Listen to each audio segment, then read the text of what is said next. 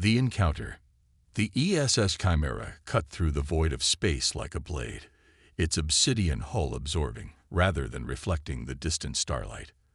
The experimental vessel wasn't supposed to exist, at least not according to every intelligence report in the known galaxy. Yet here it was, prowling the edge of human territory, a predator among prey. Captain Ilara Voss stood on the bridge, her weathered face illuminated by the soft blue glow of holographic displays.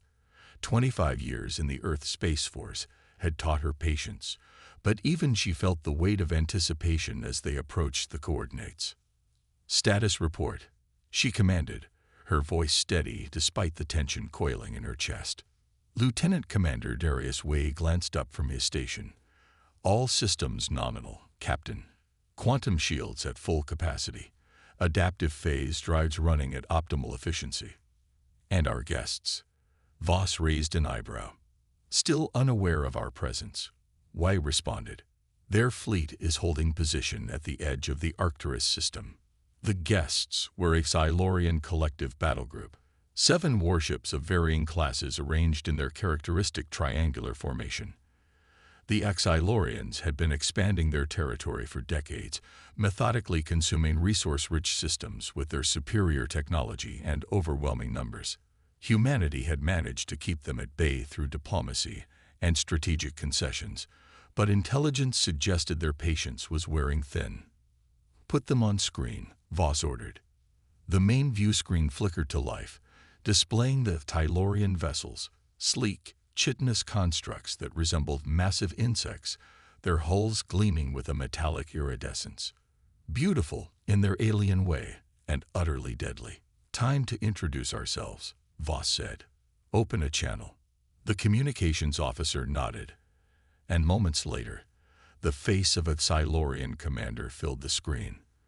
The alien's compound eyes shifted in patterns that suggested surprise, its mandibles clicking rapidly.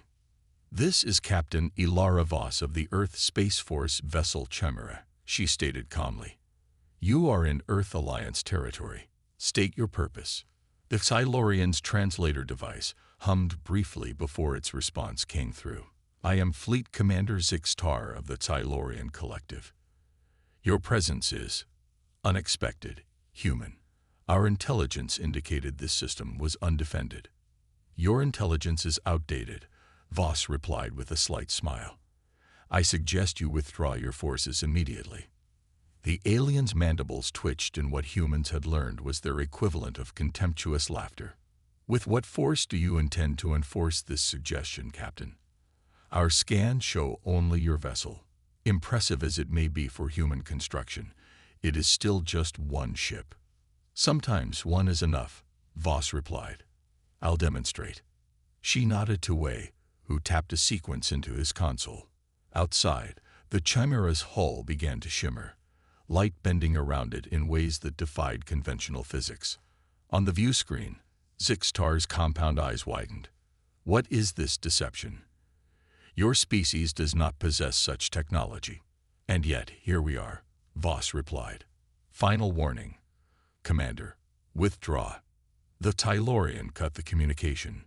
Moments later, the lead Silurian vessel fired a salvo of energy weapons, brilliant lances of coherent radiation that should have vaporized the Chimera instantly. Instead, the beams struck the space around the human ship and simply vanished as if consumed by the void itself. "Quantum sync shields holding at 97%, Way reported calmly. "They're essentially feeding us power, Captain." "Let's not waste it," Voss replied. "Target their weapons systems only. Non-lethal demonstration." We nodded and executed the command. The Chimera's response wasn't visible to the naked eye. No energy beams, no projectiles, nothing that conventional warfare would recognize. Instead, focused beams of entangled particles struck the Silurian vessels, causing localized breakdowns in their weapon systems' atomic cohesion. Alarms blared on the Silurian ships as their weapon arrays simply disintegrated, the matter itself losing coherence at the quantum level. "Channel open," the communications officer announced. Zixtar's face appeared again, mandibles clicking frantically. This is impossible. Your species is barely a century into interstellar travel. These technologies should be beyond you for at least another 3 centuries. Perhaps you underestimated human ingenuity, Voss replied. Or perhaps we had help. Either way, the result is the same. Your ships are defenseless, but their propulsion systems remain intact. I suggest you use them. The Silurian commander's compound eyes studied her with new intensity. You're not just disabling our weapons. You're sending a message. A clear one, I hope. Indeed, the alien's voice had lost its earlier condescension. But this raises questions that the collective cannot ignore. A technological leap of this magnitude does not occur naturally. It suggests interference. Voss kept her expression neutral, but inside, her mind raced. The Silurians were too perceptive for their own good. Your speculation is your own concern, Commander. Your ships, however, are my concern as long as they remain in Alliance space. Zixtar studied her for a long moment before responding. We will withdraw. For now. But know this, Captain Voss. The collective will determine the source of your impossible technology. And if we discover outside interference in the natural development of species, there will be consequences beyond your comprehension. The communication ended, and the Silurian fleet began to move away, limping back toward their territory with disabled weapons. Voss released a breath she hadn't realized she was holding. Track them until they're well beyond the system boundary. Yes, Captain, Way acknowledged. May I speak freely? Voss nodded. They'll be back, and not alone next time. I know. Voss stared at the retreating Silurian ships. But we've bought time, and that's what Earth needed. Time for what exactly? Way asked. Before Voss could answer, the science officer, Dr. Amara Chen, called from her station. Captain, I'm detecting unusual temporal fluctuations in the quantum core. The matrices are showing signs of instability. Voss frowned. Severity. Not critical yet, but increasing. The Chimera wasn't designed to maintain this level of quantum manipulation for extended periods. Chen's fingers danced across her console. And there's something else. I'm detecting an anomaly at the edge of the system. It appears to be, well, to be frank, Captain, it resembles a temporal fracture. A what? Way asked, his usual composure slipping. A weakness in the fabric of space-time, Chen explained. As if something, or someone, tore through from elsewhere. Voss felt a chill run down her spine. Set course for the anomaly. Full sensor sweep. And maintain quantum stealth. If the Silurians detect it too, I want to reach it first. As the Chimera altered course, Voss gazed out at the stars. The truth behind the ship's impossible technology was a secret few knew, and one that could alter the course of human history if revealed. But now, with this anomaly appearing, she wondered if perhaps the truth was even stranger than she had been told. The ship accelerated toward the distant disturbance, while behind them, one Silurian vessel broke formation from the retreating fleet and began to follow at a discreet distance, its sensors straining to penetrate the Chimera's stealth field. The game was far from over. The revelation. The temporal anomaly hung in space like a wound in reality, a shimmering, undulating tear that seemed to exist between dimensions rather than within anyone. As the Chimera approached, the ship's sensors struggled to make sense of the readings. It's definitely artificial, Dr. Chen reported, her voice hushed with awe. The energy signature matches nothing in our database, but the structure is too ordered to be natural. Captain Voss studied the anomaly on the view screen. Any indication of what created it? None, but Chen hesitated. Captain, the quantum resonance pattern. It's similar to the Chimera's core, just more refined. As if our technology is a primitive version of whatever made this. Lieutenant Commander Wei looked up sharply. Are you suggesting our ship's technology and this anomaly share a common origin? Before Chen could respond, the tactical officer cut in. Captain, we're being followed. Silurian scout vessel, maintaining distance but definitely tracking us. Let them watch, Voss decided after a moment.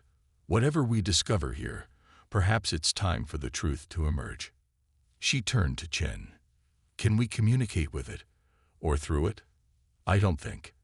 Chen began, but was interrupted as the ship's systems suddenly activated on their own, displays flickering and then stabilizing with new information. A voice, neither male nor female, human nor alien, echoed through the bridge. The vessel designated ESS Chimera is recognized. Quantum signature validated. Temporal protocol initiating. Wei's hand moved instinctively toward his sidearm. Captain. Voss raised a hand to stop him. Hold position. All personnel, stand by. The anomaly pulsed, expanding briefly before contracting into a more stable form, a spherical distortion approximately 50 meters in diameter. Invitation extended to Captain Ilara Voss and designated bridge crew. The voice continued. Your questions will be answered. Voss took a deep breath. After 25 years of service, 15 of those involved with the Chimera project, she had learned to trust her instincts. And right now, those instincts were telling her that this was what they had been waiting for. Prepare a shuttle, she ordered. Wei, Chen with me. Lieutenant Park, you have the bridge. If we're not back in 3 hours, withdraw to Earth and deliver my sealed orders to Admiral Yamamoto personally. 20 minutes later, their shuttle entered the anomaly. The sensation like passing through a membrane of static electricity. Beyond was elsewhere. The vast chamber that couldn't possibly exist in normal space, its walls lined with technology beyond human comprehension. And waiting for them was a figure, humanoid but clearly not human, its form shifting subtly, as if not entirely committed to a single shape. Captain Voss, it said, using the same voice they had heard on the ship. We've been expecting you. Who are you? Voss asked, stepping forward while Wei positioned himself protectively beside her. We are what you might become, the being answered, or one possible iteration. Time is not linear as you perceive it, but branches, converges, diverges again. You're claiming to be future humans, Chen asked, her scientific curiosity overcoming her caution. In a sense, the beam gestured, and a holographic display appeared, showing multiple timelines branching outward. In many potential futures, humanity is extinguished by the Silurian collective or other threats. In others, humanity survives, but at terrible cost. In a few, a precious few, humanity transcends its limitations and joins the greater community of sentient life. The being indicated one bright line among the many. This is the path we hope to preserve. The Chimera, Voss said, suddenly understanding. It's technology. It's from you. From us to you. From the future to the past. Yes. The being nodded. A calculated interference in your development. The quantum core, the adaptive phase drives, simplified versions of technologies that, in our timeline, took centuries more to develop. Wei frowned. That's why the Silurians were so shocked. They'd recognized we shouldn't have this technology yet. And they were right, the being confirmed.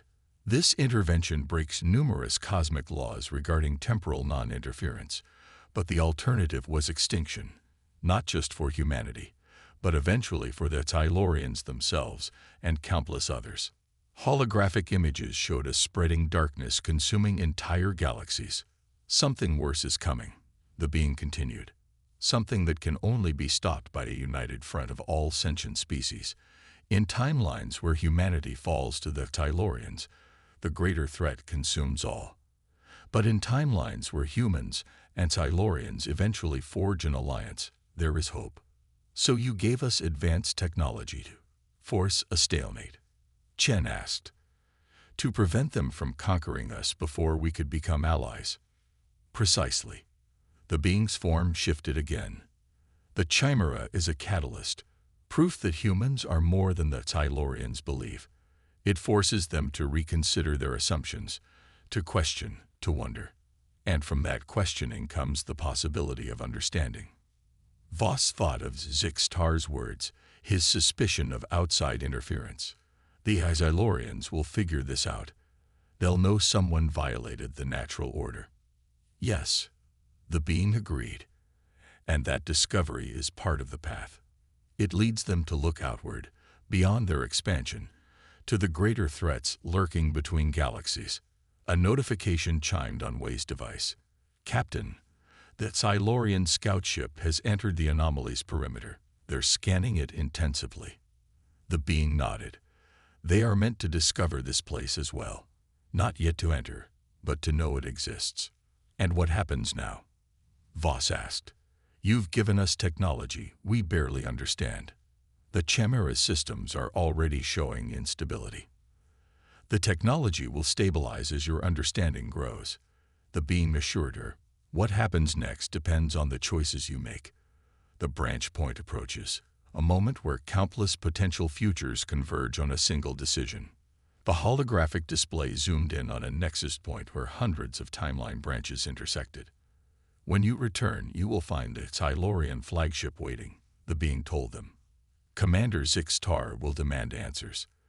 The choice of what to tell him, truth, lies, or something in between, will determine which branch becomes your reality. Voss felt the weight of that responsibility settle onto her shoulders. And you won't tell me which choice leads to which outcome. We cannot. The choice must be genuine, not predetermined. As they prepared to leave, the being offered one final piece of advice. Remember, Captain, fear drives the Xylorians' aggression, just as it often drives yours. Fear of extinction, fear of irrelevance, fear of the unknown. Sometimes, the bravest act is not to fight with your advanced weapons, but to extend a hand in understanding. True to the being's prediction, when they emerged from the anomaly, the Xylorian flagship waited, its massive form dwarfing both the Chimera and the scout vessel that had followed them. Zixtar's face appeared on the view screen as soon as they docked with the Chimera. Captain Voss, I believe you have discovered something significant, something that explains your impossible ship. Voss looked at Wei and Chen, then back at the Xylorian commander. The branch point was here now. What she said next would shake the future of both their species. Yes, Commander, she said finally. I have. And I believe it concerns both our peoples equally. With your permission, I would like to come aboard your vessel to discuss what we found. Not as enemies, but as fellow travelers in a universe far stranger and more dangerous than either of us realized. There was a long pause as Zixtar considered. His compound eyes studied her, searching for deception. Very well, he finally agreed. You may bring one advisor. We will hear what you have discovered.